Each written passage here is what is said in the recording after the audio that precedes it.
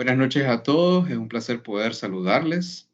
Nuevamente, mi nombre es Héctor Ortiz y soy el vicepresidente de voluntariado de PMI Nicaragua y el día de hoy tenemos a un invitado estrella, él es Roberto Arana. Quiero comentarles un poco rápidamente de lo que es el PMI. El PMI es una organización global, una institución internacional que se encarga de recolectar lo que son las buenas prácticas y lecciones aprendidas de la gestión de proyectos, y en Nicaragua tenemos un capítulo que se encarga de hacer lo mismo y juntar un grupo de profesionales que salvaguarda la gestión de proyectos. Queremos agradecer desde ya su participación, su interés en ser parte de esta comunidad a través de estos webinars, seminarios, charlas y cursos. Y les quiero presentar a dos personas importantes. Una es Alberto Quintanilla, quien es el director de desarrollo profesional actual de nuestro capítulo, y nuestro expositor Roberto Arana, que trae el tema del día de hoy. Alberto, te dejo con las palabras de presentación.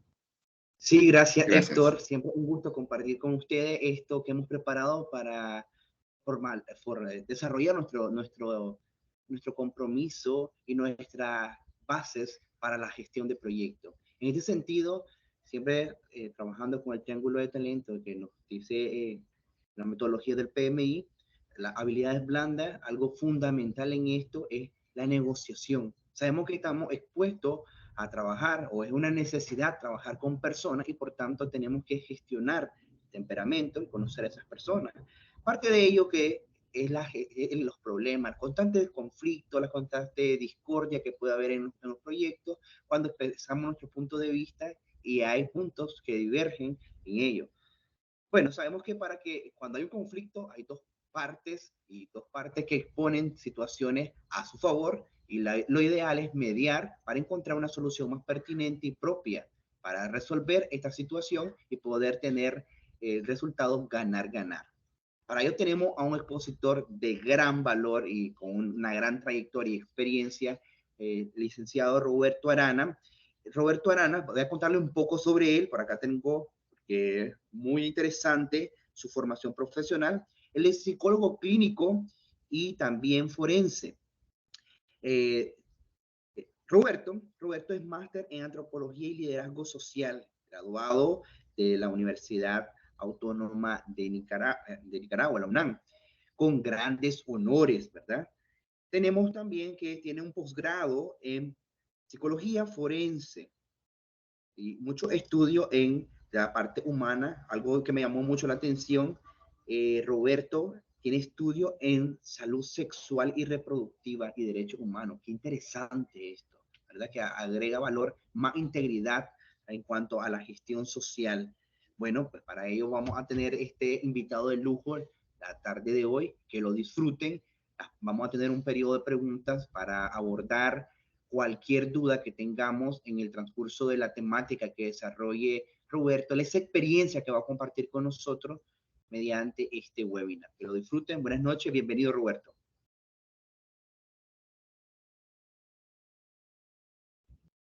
Roberto, no te escucho, fíjate. Creo que estás en silencio. Sí, aparece en silencio. Activa tu micrófono, por favor.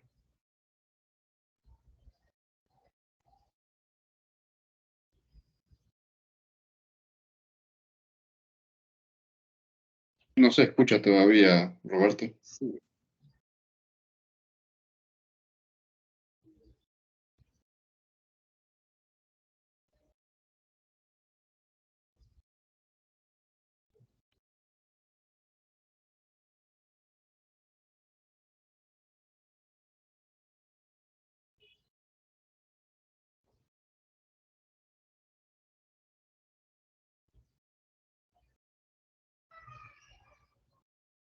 Seguro está teniendo ahí problemas de audio. En lo que el máster Roberto está solucionando un poco, quiero comentarles que tenemos otros webinars que se van a llevar a cabo en los próximos días. Existen varias temáticas que se tienen que abordar como parte de lo que es el triángulo del talento del PMI, y que son esenciales para todo gerente de proyectos. Y nosotros como PMI creemos de que la formación profesional integral, una cosa es la parte dura, la parte teórica que nos deja el PMBOK, Pero también creemos de que como estamos nosotros enfocados y trabajando con gente, es necesario fortalecer ese aprendizaje de que no siempre se obtiene en un curso, en una maestría técnica. Entonces, por eso, como ahora sí creo que te escuchamos.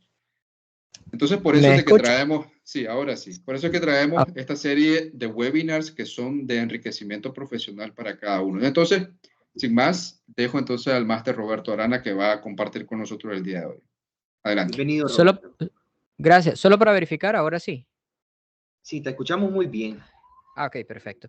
Ok, saludos y gracias a cada uno de ustedes por la oportunidad que nos dan el día de hoy de que juntos podamos tener este espacio acerca de algunas reflexiones que vamos a estar tomando en relación a la negociación y la resolución de conflictos. Básicamente lo que vamos a estar haciendo el día de hoy es exponiendo una serie de ideas sobre la mesa y al final podemos tener un espacio para juntos compartir, dialogar acerca de los objetivos que les presento en este momento. Básicamente lo que vamos a hacer durante esta sesión es número uno, vamos a estar exponiendo algunas conceptualizaciones básicas acerca de las teorías del conflicto. Quizás no vamos a entrar tanto en detalle acerca de las distintas teorías existentes. Vamos a intentar homogenizar un concepto bastante básico que va a ser, digamos, sobre lo que vamos a establecer la teoría para posteriormente identificar alguna, lo que sería la naturaleza y algunas causales o detonadores de los conflictos, aprender algunas estrategias básicas de mediación, algunos principios que nos van a ayudar muchísimo a fortalecer el tema de la negociación y la resolución como habilidad blanda, que era justamente uno de los puntos que tocaban anteriormente. Y vamos a conocer algunos pasos y algunas etapas en relación a la resolución de conflicto.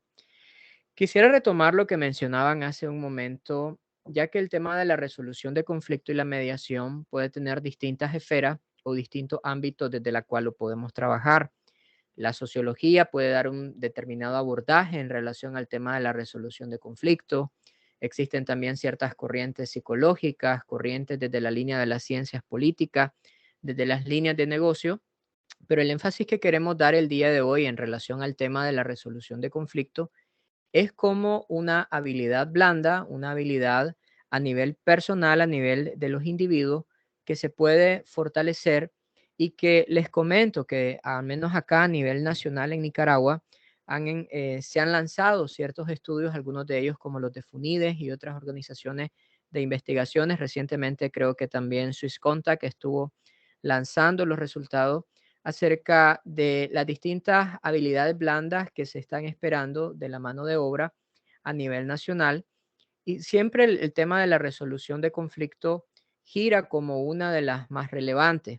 Sé que la mayoría quizás de nuestro público maneja algunos conceptos en relación a habilidades blandas, pero por si no, me gustaría explicarles que el tema de las habilidades blandas son ciertas características, ciertas aptitudes que están más vinculadas al tema de nuestro desempeño, que incluye el aspecto de las relaciones humanas, el liderazgo, la creatividad, la iniciativa, la misma inteligencia emocional y algunos de sus componentes tienen manifestaciones a través de estas habilidades blandas. Las habilidades blandas entonces básicamente están más conectadas con la esencia de quien yo soy e incluso con el tema, como mencionábamos hace un momento, de liderazgo. Mientras que las habilidades duras tienen que ver con el tema de nuestra experiencia profesional, nuestra formación académica, nuestra expertise que hayamos tenido dentro del campo laboral. Y uno de los componentes que más determina el éxito a nivel profesional y a nivel empresarial no es tanto el cuánto tiempo tenemos estudiando determinadas cosas o cuántos títulos tenemos, lo cual es muy bueno, muy necesario y muy positivo, pero también gran parte del éxito se determina por el manejo o el abordaje de esas relaciones interpersonales, de esa gestión emocional. Y de ahí entonces es donde surge la necesidad de hablar de la resolución de conflicto. La resolución de conflicto entonces es algo que al menos desde los estudios recientes que se han hecho en Nicaragua, algunos de estos reportes a partir del 2016 nos han indicado que la mano de obra nicaragüense que se está esperando, o más bien el sector empresarial espera que la mano de obra nicaragüense tenga estas habilidades que son muy necesarias para el crecimiento empresarial. Entonces, eso es lo que vamos a hacer el día de hoy, un abordaje de esta resolución de conflictos como habilidad blanda. La teoría del conflicto quise hacerlo desde una parte un poco más etimológica. La palabra conflicto viene del latín conflictus, que es una referencia a un choque, a una colisión o a un golpe entre varios sujetos o entre varios objetos. Básicamente, una de las cosas que nosotros tenemos que tener claro es que a pesar de que los conflictos son incómodos y traen consecuencias generalmente negativas dentro de los grupos, el conflicto nace justamente de las diferencias que tenemos de opiniones, de las diferencias de pensamientos, de las diferencias de procedimientos. Y muchas veces nosotros esperamos que para que no haya conflicto debería de haber un pensamiento homogéneo o un pensamiento estandarizado. Es decir, muchas veces pensamos que lo ideal sería que todos pensáramos igual, que lo ideal sería que todos estuviésemos de acuerdo en los mismos procedimientos, pero justamente uno de los primeros aprendizajes que queremos dejar en esta noche es que la diversidad no debe de ser visto como algo negativo, sino que a partir de la diversidad, si nosotros aplicamos adecuadas estrategias de resolución de conflictos, podemos construir conceptos y estrategias que sean muchísimo más fuertes y más sólidas que cuando estamos intentando implantar un pensamiento único. Muchas veces cuando nosotros a veces queremos evitar ciertos conflictos, intentamos definir la ideología del más fuerte, cuando si nosotros somos capaces de recopilar las distintas opiniones, los distintos pareceres que tienen todos los componentes dentro de un mismo equipo, nosotros pudiésemos entonces ofrecer una propuesta que sea muchísimo más sólida. El conflicto entonces se entiende como una lucha o una disputa entre dos o más partes. Ya hace un momento se mencionaba un concepto similar. Entonces se da cuando dos o más personas tienen intereses u opiniones que no pueden desarrollarse aparentemente en el mismo tiempo. Tenemos entonces dos etapas principales de las que vamos a estar hablando en esta noche. Una de ellas es justamente la naturaleza de ese conflicto, cómo surge ese conflicto, pero número dos, vamos a ver cómo los conflictos, si sabemos manejarlos adecuadamente, podemos utilizarlos incluso a nuestro favor y cómo el mismo conflicto a veces puede ayudarnos a fortalecer algunas estrategias internas que tengamos, ya sea a nivel empresarial, a nivel de ciertas organizaciones, en el caso de los que trabajamos las líneas de la ONG, o incluso a nivel personal. Así que quiero puntualizar lo siguiente. El conflicto definitivamente va a ser inevitable. El conflicto va a nacer justamente de esas diferencias que existen, pero no satanicemos las diferencias. El problema no está ni en la diferencia ni en el conflicto. Muchas veces el mayor problema del conflicto surge justamente cuando no sabemos gestionarlo y no sabemos resolverlo de la mejor manera. Algunos de los detonadores, y pudieran ser muchísimos más de los que yo les planteo en esta noche, es la falta de empatía. Y ahí yo hago un énfasis mayor en el tema del egocentrismo. A veces hay conflictos que nacen justamente porque nos cuesta considerar las necesidades, las demandas, los problemas que tienen las demás personas. Cuando nosotros nos encapsulamos como líderes a querer imponer una postura o cuando simplemente dejamos de estar atentos a las necesidades de las personas que nos están rodeando y nos aislamos, no solamente de las demandas, sino también incluso de las necesidades a nivel emocional, cuando perdemos esa capacidad de escuchar, de la escucha activa, cuando de pronto no estamos analizando el clima organizacional que tenemos y nos ensimismamos de manera egocéntrica, de manera impositiva, de manera autocrática. Entonces, a partir de ahí pudiera surgir el conflicto.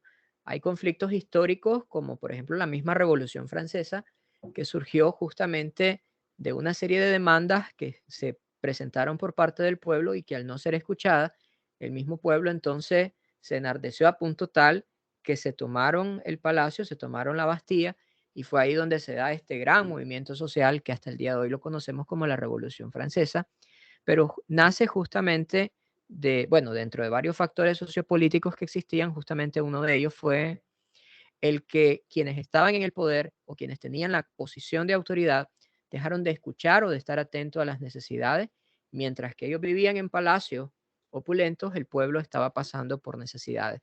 Entonces, un líder debe, para evitar que estos detonadores de conflicto se conviertan en un efecto de bola de nieve, estar muy atento a este entorno dentro de la empresa, dentro de la organización. Hay conflictos también que pueden surgir por una mala comunicación. Y yo lo pongo en doble vía acá. A veces no sabemos expresar nuestras demandas, asumimos, y esto también ya se mezclaría con el tema de la misma asertividad, lo vemos hasta en las relaciones de pareja. Parejas que asumen que su compañero o su compañera conocen cuáles son sus incomodidades o sus molestias, pasan los años, la pareja tal vez no es muy observadora o analítica, y luego de 3 años la esposa o el esposo le dice a su pareja, ¿sabes qué? Tengo 3 años de estar en este problema con vos y nunca te diste cuenta o nunca lo observaste, pero el problema aquí no solo fue lo no dicho, sino también lo que se asume. A veces asumimos que las personas están comprendiendo las instrucciones que nosotros les estamos dando, o a veces nosotros planteamos nuestras demandas. Y me decía un amigo abogado, a veces no solo se trata de tener la razón, sino de saber expresarla y de saber defender la razón que nosotros tenemos. Entonces, hay conflictos que pueden darse a nivel organizacional porque existe mucha confusión dentro de las vías de comunicación, y esto también es algo que nosotros debemos de detectar. A veces también puede existir confusión a nivel organizacional que nos puede detonar conflicto cuando la estructura o los roles no están muy claros, cuando tal vez existe, digamos, en la parte funcional o en la parte incluso estructural, algunas cosas que no están funcionando de la mejor manera, y esto nos puede estar generando conflictos constantemente. También definitivamente hay conflictos que pueden surgir a consecuencia de la carencia a nivel ético, a nivel de valores, que puede ser, como lo decía hace un momento, desde la perspectiva institucional, desde la perspectiva empresarial, desde la perspectiva organizacional, donde nosotros vemos que existen ciertas fallas en relación a la integridad, en relación a la ética, en relación a la moral, al trato adecuado hacia los trabajadores, al cumplimiento de los manuales de procedimiento. Y todo esto definitivamente que si se permite que se vaya perpetrando y que se vaya repitiendo con mayor frecuencia, vamos a llegar a un punto donde vamos a ver un conflicto que cada vez es más grave. El conflicto puede tener distintos tipos de alcance. Yo quise presentarlos a como la teoría generalmente nos los comparte, primeramente con un alcance a 3 niveles. El primero es el intrapersonal, y desde la perspectiva psicológica, una de las cosas que nosotros mucho decimos es que la base para las buenas relaciones interpersonales comienza estando bien con uno mismo.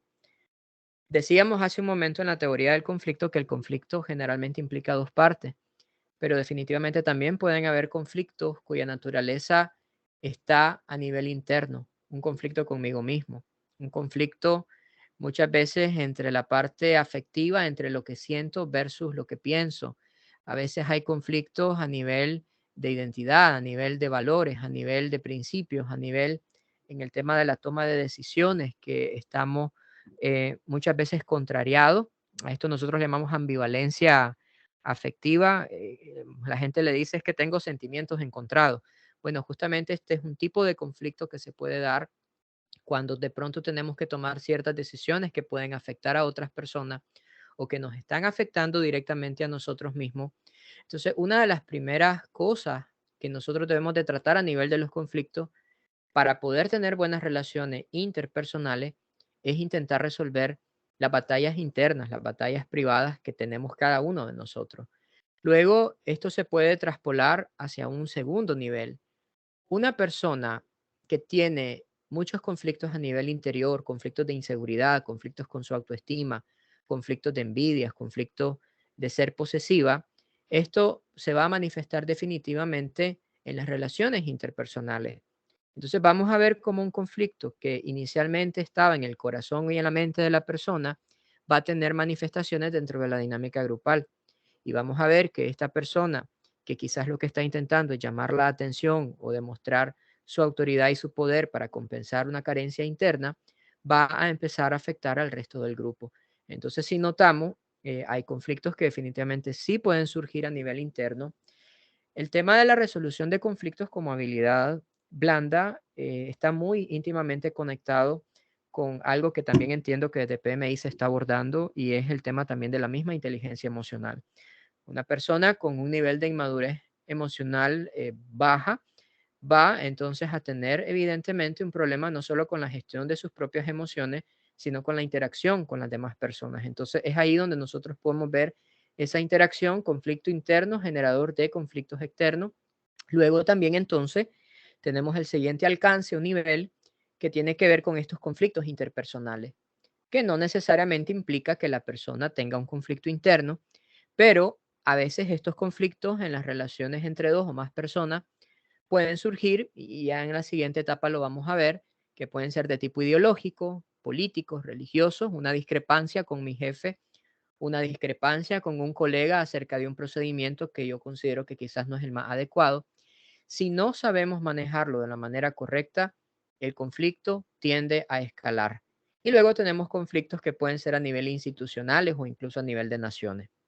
Generalmente, estos tres tipos de alcances en relación a los conflictos, los intra, los interpersonales y los institucionales, tienen conexión con diferencias cosmológicas, o sea, diferencias en mi percepción del universo, en mi percepción de la vida, en mi filosofía. Por eso planteamos que a veces ello puede surgir de una discrepancia en cuanto a un tema ideológico, en cuanto a una postura política, en cuanto a una postura o a un sistema de creencias religioso, filosófico y que puede incluso llegar a tener o a generar incluso conflictos a nivel armado. Las implicaciones, el problema del conflicto es que el conflicto no solo nos afecta a nosotros, afecta a las personas que están a nuestro alrededor, a nuestros equipos de trabajo, a nuestras organizaciones, a nuestra familia. Por eso las implicaciones pueden ser a nivel familiar, laboral, económico, culturales, y ustedes me pudieran ayudar quizás ahí a hacer una lista muchísimo más larga de las implicaciones en relación al tema del conflicto. Tenemos también, mis estimados, que estar claros de esto. Y es que cuando hablamos de conflicto e intentamos introducir el tema de la resolución de conflicto, tenemos que estar claros que sí existen conflictos que pueden implicar o que pueden aceptar o admitir una mediación. Y justamente por eso lo poníamos por acá. Existen conflictos que admiten mediación y otros para ser resueltos la ejecución de la ley como elemento de poder. Aquí lo que estoy queriendo explicar es que la mediación definitivamente es un instrumento o una herramienta que podemos utilizar para buscar llegar a un acuerdo entre ambas partes, pero cuando la escalada de conflicto llega a violentar la integridad de los sujetos, de las personas que están a nuestro alrededor, e incluso llega a transgredir la ley, entonces cuando la ley ha sido transgredida, yo difícilmente llegaré a un punto de mediación, porque en este sentido lo que se espera es que si hubo una falta legal, tiene que haber una ejecución de la misma ley. Estoy poniendo acá un ejemplo. No es lo mismo cuando yo tengo una querella legal o un conflicto legal con mi vecino por un tema digamos, de territorio, de terreno, de una propiedad, que puedo llegar a un acuerdo, puedo llegar a una mediación.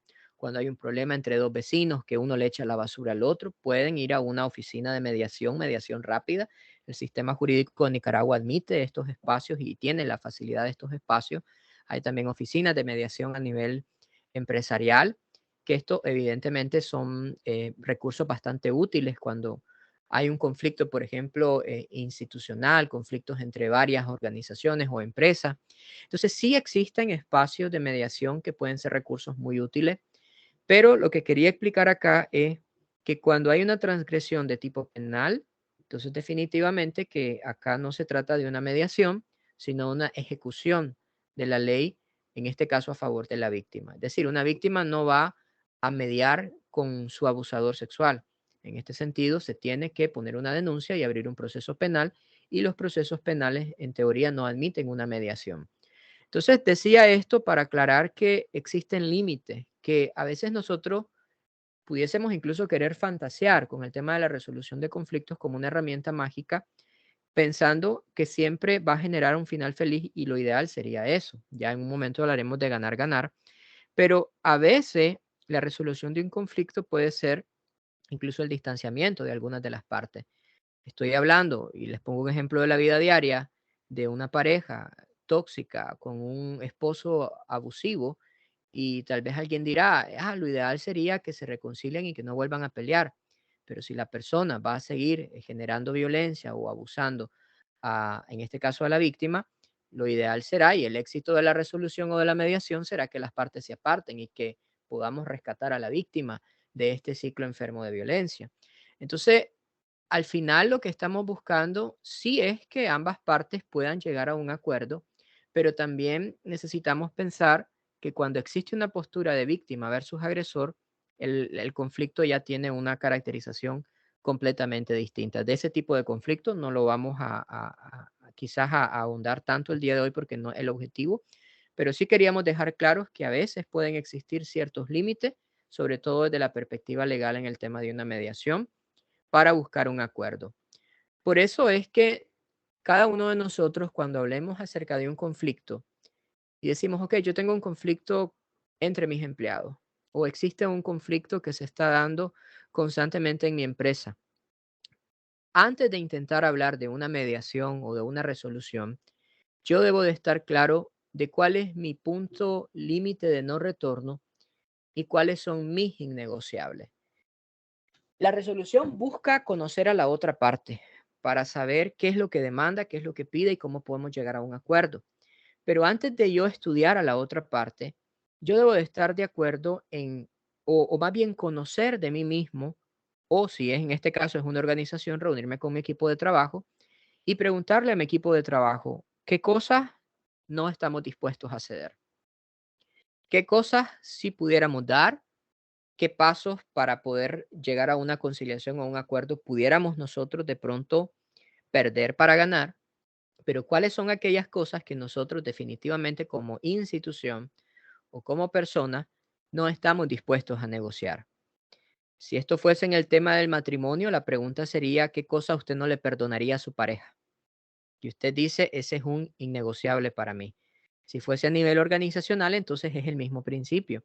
¿Qué cosas, hablando del tema que puede ser cualquier tipo de conflicto, qué cosas usted considera que pudieran ser sus innegociables o el punto de no retorno, decir, hasta aquí nomás llegué, eh, esta fue la gota que derramó el vaso y yo ya no estoy dispuesto a continuar? Es bueno que usted conozca sus propios límites porque a partir de ahí es que luego vamos a formular una estrategia de trabajo. ¿Qué es lo que debemos de observar entonces en el conflicto cuando ya queremos empezar a resolverlo? Ya decíamos, número uno, conozca cuál es su límite, hasta dónde usted está dispuesto a negociar o no. Pero ahora también debemos de observar dentro de un conflicto estos tres elementos que tenemos acá. Vamos a suponer que el problema es un conflicto dentro de la empresa, específicamente mis colaboradores, que están teniendo problemas eh, acerca de un cambio que yo acabo de implementar en la forma de ventas o en las metas, el establecimiento de las metas para las ventas. Yo debo de analizar a través de este mapa de implicado y tener muy claro de la propuesta que yo quiero implementar, que me está generando malestar en mis empleados, quiénes son los opositores o quiénes abierta o de manera no explícita, pero que yo lo sé identificar, quiénes son los opositores a este cambio o a la resolución o a la propuesta que yo quiero tirar. ¿Quiénes son los neutros y quiénes son los aliados? De los aliados es un poco más sencillo porque yo puedo, incluso para resolver conflictos dentro de una dinámica, yo analizo quiénes son los aliados y a partir de los aliados es que yo puedo comenzar a crear toda una construcción de un plan de resolución, de una estrategia para poder alcanzar a los que todavía se oponen. Pero antes de intentar alcanzar o cambiar el pensamiento de los opositores o llegar a un acuerdo con ellos, yo también puedo utilizar la estrategia de intentar ganar más elementos que me puedan ayudar a la resolución, que serían en este caso los neutros.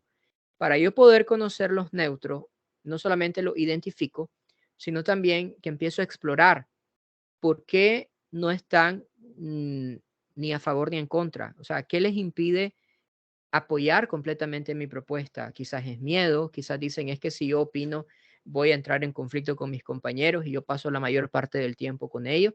Entonces yo debo de aprender a identificar si son neutros, por qué lo son y qué estrategias pudiera utilizar yo para ganarlo.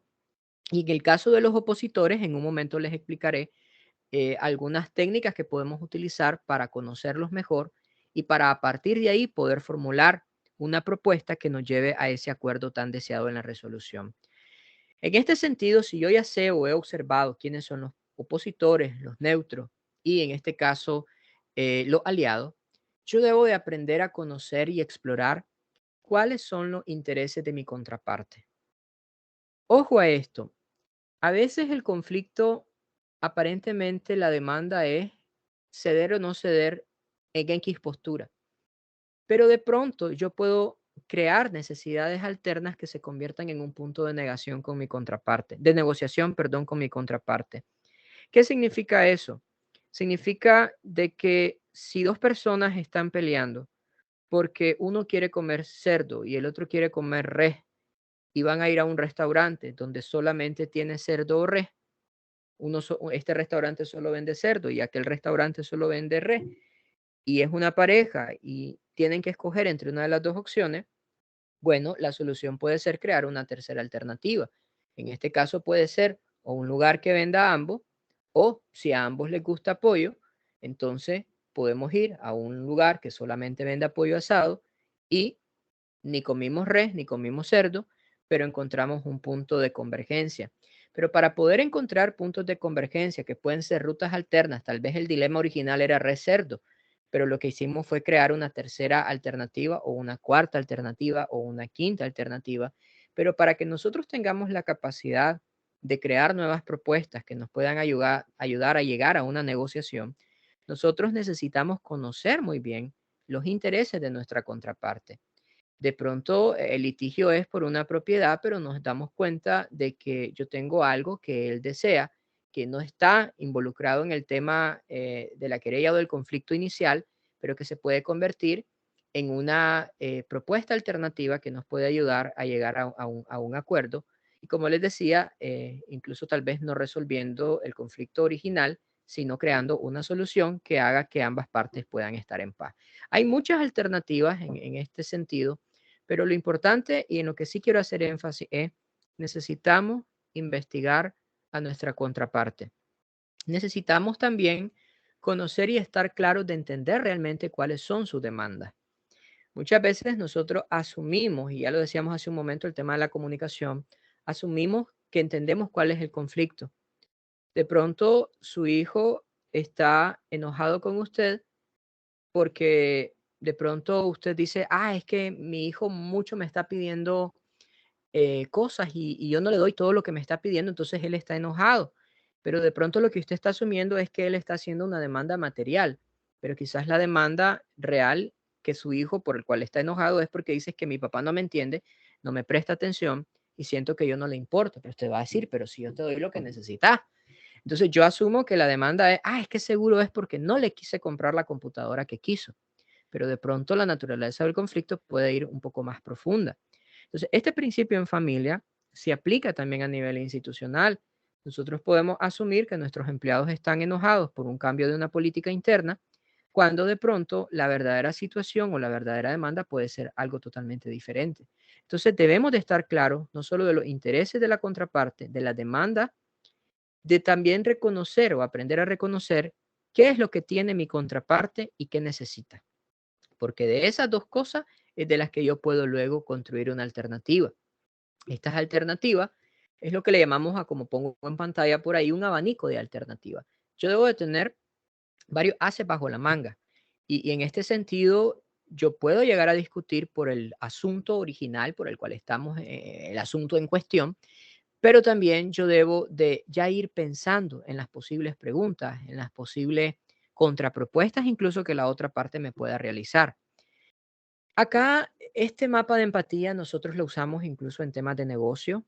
para ciertos incluso estudios de mercado se utiliza el mapa de empatía, pero el mapa de empatía, fíjense que también lo podemos utilizar como herramienta de análisis para las partes que ya mencioné antes, los aliados, los opositores y en este caso los neutros. Entonces de pronto usted dice, voy a ir a negociar con una determinada persona por una situación conflictiva que tengo.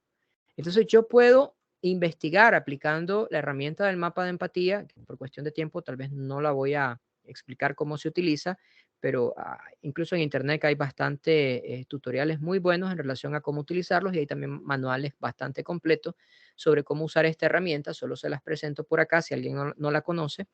Pero esta herramienta nos puede ayudar, como decía, no solo para hacer un estudio de mercado, nos ayuda también para hacer un análisis de la otra parte, de sus intereses, de sus esfuerzos, de sus necesidades, de sus sentimientos, de sus incomodidades.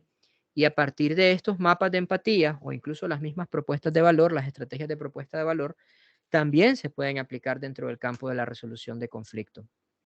Otra cosa también que debemos de analizar es reconocer cuál es mi postura y cuál es la postura de la otra parte, pero también cuál es su situación. Ya que si nosotros hablamos de un conflicto donde hay desigualdades en las relaciones de poder, definitivamente que yo no tengo la posición de poder exigirle a la otra parte. De pronto el conflicto es con tu propio jefe, que es tu jefe y al mismo tiempo es el dueño de la empresa.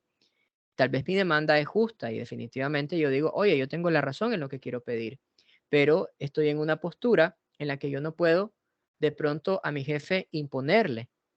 Y esto es también es parte de las mismas destrezas en las relaciones interpersonales que tengamos, de saber aplicar los distintos niveles de liderazgo que yo puedo aplicar o ejercer liderazgo sobre las personas que tengo a cargo, sobre las personas que son mis colaboradores, colegas, que están al mismo nivel jerárquico o estructural, pero también podemos en su momento llegar a ejercer cierta influencia o liderazgo sobre las personas que están en una autoridad superior a nosotros. Pero para ello yo debo estar claro que cuando yo quiero llegar a una negociación con una parte que está en una posición de superioridad o de mayor poder que el mío, yo debo de ser muy estratégico en la forma en la que lo voy a hacer, porque no estoy en la posición muchas veces de poder demandar o de poder exigirle. Yo no le puedo decir a mi jefe, jefe, quiero que a partir de mañana los horarios en el trabajo cambien y se utilicen estas y estas estrategias. Entonces ahí es donde también se va a conjugar la resolución de conflictos con la capacidad o la destreza que tengamos de ejercer influencia, pero también de poder persuadir a la otra parte, ya que este tema de las desigualdades de poder hacen que a veces nosotros creemos que dos partes llegaron a una resolución de un conflicto, pero no hubo tal negociación, no hubo tal mediación, lo que hubo fue una imposición de quien estaba en la posición de poder exigiendo a quien estaba en una mayor desventaja. Lo ideal sería que las mediaciones se hagan con base a, en este caso, el Estado de Derecho, los mismos derechos como tales, sin importar el tema de quién tenga más recursos o quién tenga más poder. Eso sería lo ideal. Esto también se conectaría a otros temas vinculados a la misma línea de derecho, pero como no es exactamente el tema, tal vez no vamos a entrar en tanto detalle en ese punto. Todo líder y toda persona que quiere fortalecer sus estrategias de resolución de conflicto debe estar alerta a los generadores de conflicto a nivel institucional. Usted debe de detectar, y ahí yo vuelvo a tocar el tema de la inteligencia emocional, que es clave. Yo debo de detectar quiénes dentro de mi organización son personas que acostumbran a ser generadores de conflicto. A veces, si yo implemento un cambio, ese cambio puede generar un malestar y en la gestión de cambios tenemos que tener mucho tacto en cómo implementamos algunas nuevas políticas internas, estrategias o incluso ciertas partes que pueden alterar la funcionalidad o la dinámica dentro de mi propio grupo. A veces hay actitudes poco colaboradoras dentro de mis colaboradores, voy a redundar acá, y yo debo estar alerta ante estas situaciones. A veces pueden haber hábitos y prácticas que generan una interferencia y yo debo estar alerta a de pronto hábitos tóxicos, la chismografía, meterle el pie a mi compañero. Entonces, todas esas situaciones debo de estar muy alerta porque esto definitivamente puede tener implicaciones profundas dentro de la dinámica grupal de mi organización. Estos conflictos definitivamente, si nosotros los sabemos aprovechar, ya lo decíamos, el conflicto va a ser inevitable y la idea no es generar un sistema autocrático de liderazgo. La idea es identificar las molestias, las quejas, las cosas que tal vez de pronto no están funcionando bien. Y si nosotros somos sabios, podemos utilizar el conflicto a nuestro favor, porque los conflictos revelan las fragilidades internas que pueden ser fortalecidas. Si de pronto el conflicto se está generando porque un procedimiento no está siendo el más adecuado, si ese procedimiento justamente no está funcionando, lo que me está diciendo a mí mismo es que necesito implementar cambios, que necesito experimentar nuevas estrategias. Entonces, en vez de molestarme porque el conflicto se está generando, yo debo de aprender a tomar esa fragilidad o esa fractura como un indicador de un plan de acción para fortalecer las cosas que no están marchando bien. El conflicto también nos va a ayudar a limar aspereza y puede fortalecer las relaciones si se resuelve adecuadamente. El problema no fue el conflicto, el problema fue la actitud que utilizamos y la forma en que intentamos resolverlo. Después de un conflicto, su amigo puede convertirse en su mejor amigo.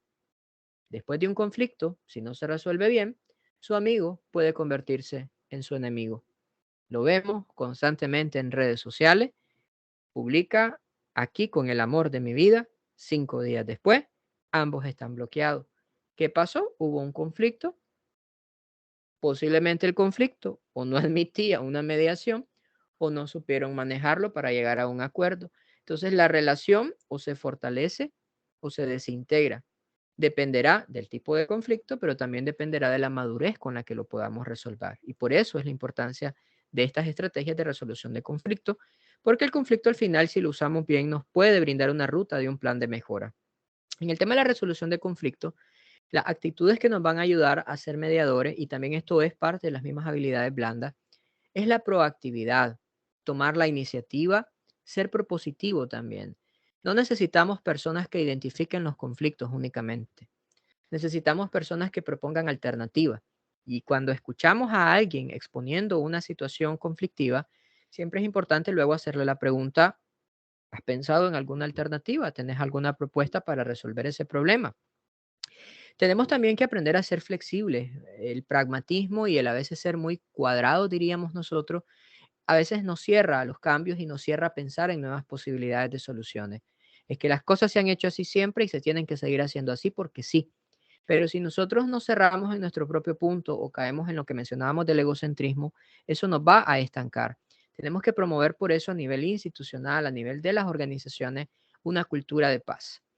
El principio ganar, ganar es un principio que también posiblemente ya lo hemos escuchado, de hecho lo citábamos al inicio de la presentación, que el principio ganar, ganar básicamente lo que busca es cómo llegar a un punto tal donde las partes implicadas en el conflicto podamos ganar, ya que si lo que tenemos al final de una resolución es un conquistador y un perdedor, definitivamente que uno gana y otro pierde.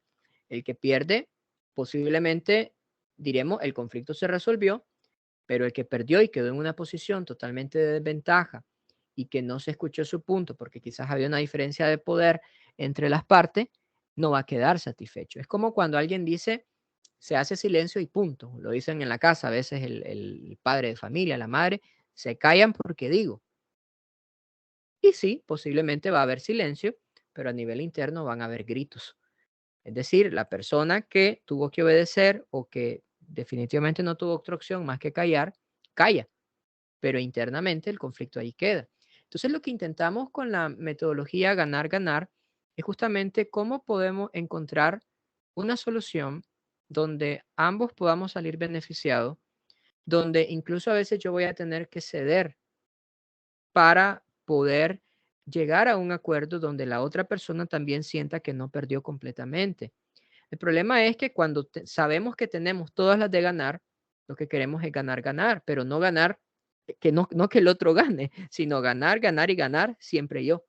Y lo que busca ganar, ganar es eso, que ambas partes ganen, que la otra persona, de pronto yo digo, bueno, yo no tendría por qué darle nada, pero para que no quede en esta situación, voy a ceder parte de mis ganancias o voy a ceder.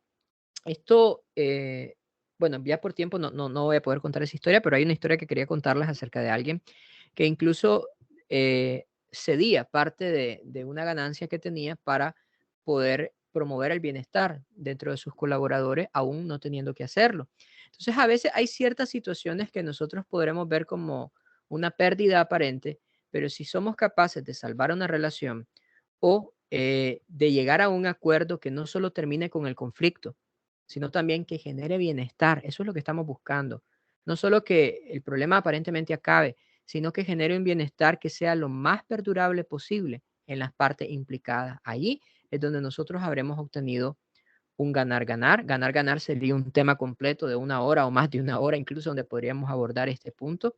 Yo solo lo presento para que luego nosotros podamos incluso investigar un poco más y leer. Hay buena documentación acerca de esta metodología.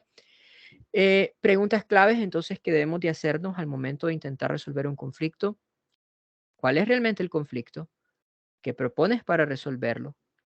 ¿Qué puedo ofrecer a cambio de que la otra parte ceda? ¿Existen puntos de convergencia a partir de los cuales, ahí me falta un acento, se pueda construir una propuesta? A veces la mejor manera de resolver el conflicto no es viendo cuáles son las diferencias, sino cuáles son las convergencias, los puntos en común que tenemos y de pronto a partir de ellos es que nosotros podemos construir. Si ustedes ven casos cerrados, y no le hago publicidad, pero lo menciono porque es muy popular, generalmente así se introduce cada caso y ese es un principio de mediación. Entonces, ¿quién eres tú? ¿Cuál es la situación o cuál es el problema que se presentó y qué estás exigiendo para resolverlo?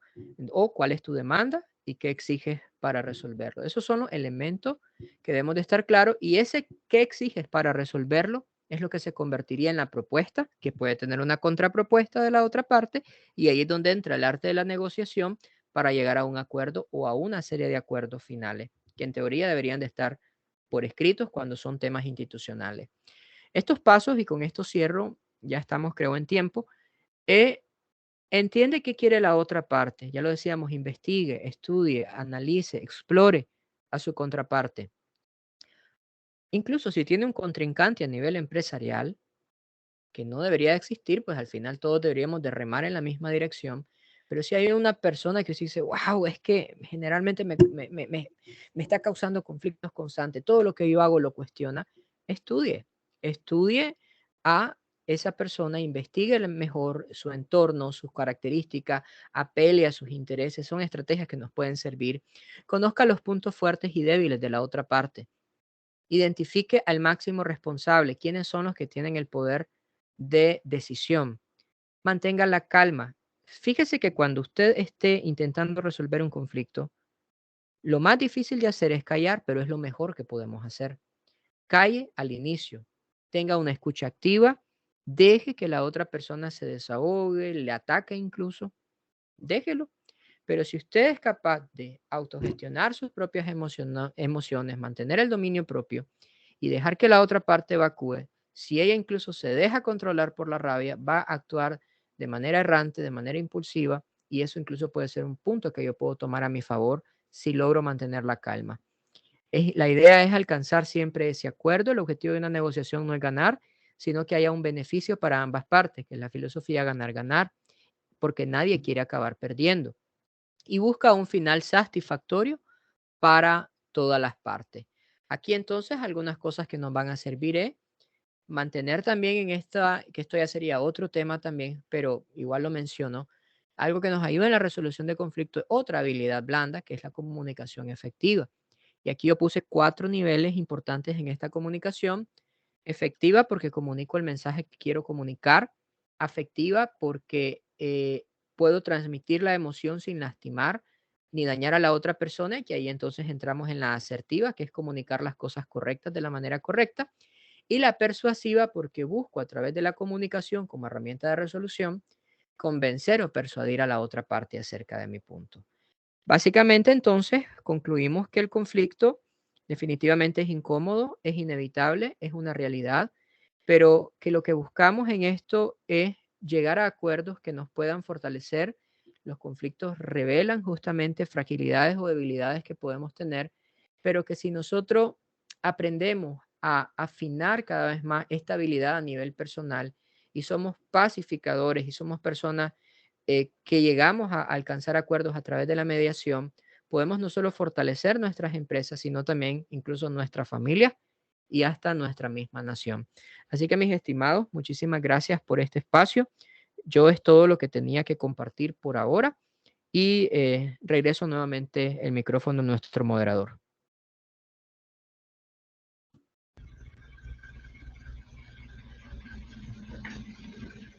Gracias, Roberto. Excelente explicación de cada término. Me encantó cómo hiciste un desglose de cada una de la terminología y también la adecuación ante los contextos. Eternamente agradecido por lo que has compartido, y las personas que están presentes, que han estado en una sesión activa, les invitamos a que planteen en la sala de chat sus preguntas. Con gusto ahí tenemos un par de minutos para responder si las tienen. Y vamos a revisar acá. Bueno, hasta ahora no tengo ninguna pregunta que han escrito. Solamente, pues, en este caso, me ha surgido una pregunta, Roberto, ¿cómo podemos hacer el cómo? Porque eso es lo que buscamos siempre acá nosotros en la gestión de proyectos. El caso o la situación de que llevo un proyecto de la construcción de una carretera y trabajo con una cantidad de personas, por tanto, el nivel educativo en ello, porque la parte operativa es fundamental, es bastante baja, las prácticas, la cultura que tienen estas personas es totalmente diverge de la mía y la del personal administrativo. Eso sí o sí se vive a flor de piel en conflictos de ese tipo. ¿Cómo podemos dar los primeros pasos para poder gestionar un conflicto de este índole? Justamente decíamos que es importante que nosotros analicemos dónde surge el conflicto. Por ejemplo, si el conflicto surgiera porque no hay una comprensión clara en relación a las instrucciones que se le dan a las personas, el tema de la capacitación o de la formación o los espacios formativos son herramientas que también nos van a ayudar a mejorar el clima organizacional, a poder tener mayor efectividad y eficiencia en los proyectos que nosotros estamos realizando. Muchas veces nosotros esperamos o asumimos que las partes que trabajan con nosotros o nuestros colaboradores tienen el nivel que nosotros esperaríamos para cumplir, pero parte del liderazgo también implica, y John Maxwell habla de esto y dice, de desarrollar a los líderes que están alrededor de nosotros, es decir, de llevar a las personas hacia un nivel donde ellos también puedan ser fortalecidos, donde ellos puedan ser formados. Entonces, siempre es importante entender eso, cuál es el manantial de donde está surgiendo el problema. Y también es importante bueno, yo ya lo mencionaba, soy antropólogo también y la parte de la antropología justamente lo que nos lleva es a no construir propuestas de solución desde los escritorios o desde la mirada superior, le llamamos nosotros. Eso significa que a veces las personas que trabajamos en investigaciones o que trabajamos desde la academia, asumimos que la realidad de las personas que están en las comunidades, que están trabajando de pronto como operarios en una construcción de la carretera, entienden o ven la vida desde la perspectiva nuestra. Entonces la idea es construir proyectos, construir propuestas que sean integradoras, el tema de la comunicación fluida también con ellos. De pronto yo estoy esperando que cumplan con ciertas metas, pero yo no estoy comprendiendo cuáles son tal vez las carencias que ellos tienen, que pueden ser carencias técnicas, y entonces es importante llegar a esa fase diagnóstica. Un diagnóstico claro nos puede ayudar a luego diseñar una estrategia de un plan de mejora que puede ser formaciones, capacitaciones, etcétera, para evitar, porque algunos conflictos, si no matamos lo que lo está generando de raíz, podemos como intentar callar una alarma antiincendios, pero no apagar el fuego que está generando el humo. Sí, excelente, sin lugar a duda. Qué maravilloso cómo ha explicado y se conectan a otras habilidades, porque todo parte de la gestión del equipo. Vos mencionabas algo importante, la identificación de líderes, porque ellos van a ser mis mediadores, porque no voy a poder incidir de manera directa a las personas, pero sí mediante otros líderes que al final de cuentas van a hacer sinergia un equipo para poder conseguir mitigar o, en este caso, prevenir un posible conflicto que se puede dar cuando ya conozco con base en la experiencia que hemos se han vivido en los proyectos anteriores, pues siempre en el mismo ramo. grandioso, me encantó cómo lo has contestado, me encantó cómo has compartido el conocimiento bastante técnico, práctico, yo diría que de mucho valor. Por mi parte, pues agradecerte. No tenemos una pregunta, déjame ver acá. Espérame. Sí. No, solamente Solo es dice qué comentario, pena, me parece. perdí buena parte de la conferencia, se puede compartir el video, o sea, la están consultando. Déjame ver qué más. Hay un comentario, Pero dice, cuando tenemos... sí, ¿lo vas a leer ahí? sí, Álvaro Sí. Membreño. Ok. ¿Quieres que te No sé, ayude o lo lees? si gustas lo lees, no hay problema. Perfecto. Álvaro Membreño nos dice, pero cuando tenemos algunos colaboradores que no quieren ceder y quieren estar en conflicto permanente, ¿qué hacemos? Sí, ahí justamente ese es uno de los temas también bien importantes de abordar en el caso de los climas organizacionales, porque lo decíamos, hay personas que por parte de una inmadurez emocional, la misma inteligencia emocional que la vuelvo a citar por tercera vez en esta noche, de pronto son personas que están jugando solo para sí mismas y no para la organización, y en vez de sumar están restando. Entonces, en este sentido, sí es importante trabajar el tema de la formación, incluso a nivel emocional dentro de nuestros colaboradores, pero también vamos a ser francos, hay personas que por mucho que intentemos colaborar o ayudarles a cambiar o a mejorar, no lo van a hacer.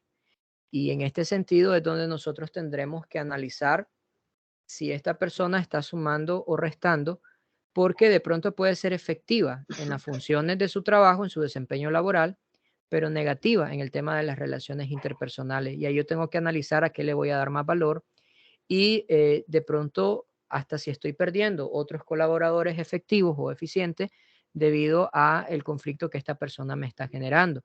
Entonces aquí es importante desde la misma parte gerencial, gerenciar con inteligencia emocional, formar, intentar abordarles de manera individual a veces si es necesario. No siempre es lo más prudente porque también de pronto si esta persona es un colaborador que está jerárquicamente a mi mismo nivel o es un colega, por así decirlo, yo no puedo imponer una postura, pero sí puedo de pronto intentar de manera persuasiva hacerle ver algunos puntos que no están, digamos, muy correctos. Pero si la persona al final decide mantenerse en su postura, es impulsivo, ofende a otros, daña o lastima a quienes están a su alrededor, esto también desde la parte de recursos humanos, desde la parte de gerencia se debe de considerar. Hay incluso herramientas psicológicas que dentro de la parte de psicología industrial ayuda, digamos, a determinar, a medir estos elementos del nivel del clima organizacional, la misma personalidad del individuo. O sea, son varios elementos, pero al final es el gerente el que va a decidir en qué va a sopesar el valor de este empleado, porque cumple con las metas o porque también aporta un ambiente positivo y un trato adecuado a sus compañeros. Sí, excelente. Yo, clarísimo. Ahí tenemos a alguien que nos dice algo.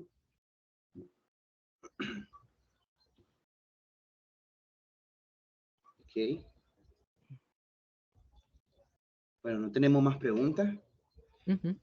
Solamente pues agradecerte, Roberto, nuevamente por tu grandiosa disponibilidad de tiempo, la forma práctica, clara en la cual tú explicaste cada término. Gracias y el PMI, capítulo Nicaragua, te lo agradece también y tiene las puertas abiertas. Estamos a la orden. Muchísimas gracias. Buenas noches. Héctor, ¿algo que hay que agregar? Y solamente agradecer nuevamente la disposición y el tiempo del máster Roberto Arana. Esperamos volver a tenerlos pronto. De hecho, se hizo un pequeño cuestionario y algunos de los participantes están diciendo que les encantaría tener una capacitación o un webinar sobre comunicación efectiva. Entonces, esperamos poder tenerlo nuevamente y solamente me encantaría tomar un pequeño screenshot antes de terminar la sesión. Si los que pudieran, activar sus cámaras sería genial para concluir esta parte. Yo termino de grabar en este momento y yo les estaré